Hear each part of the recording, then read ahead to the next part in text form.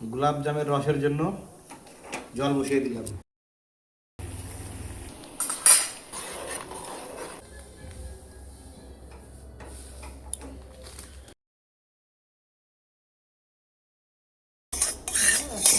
এক চামচ ঘি দিয়ে সুজিটা এখন ভেজে নেব।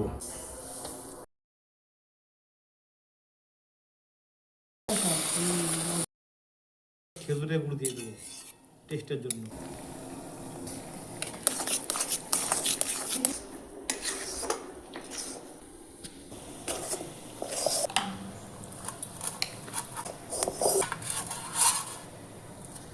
সুজিটা হয়ে গেছে, নামিয়ে নিলাম। এবার ঘি দিয়ে হাত দিয়ে চেপে চেপে বেশ করে মেখে নেব।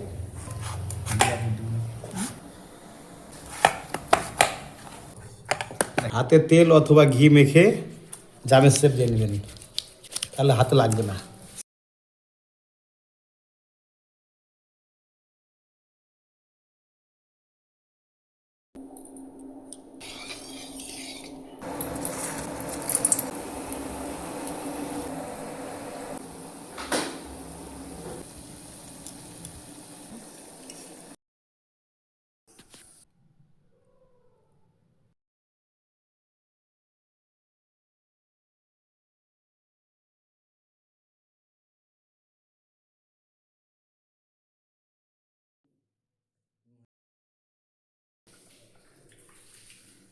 মা আর আমি গোলাপ জাম খাচ্ছি, বাড়িতে বানালাম তো, খেয়ে দেখি কেমন হয়েছে।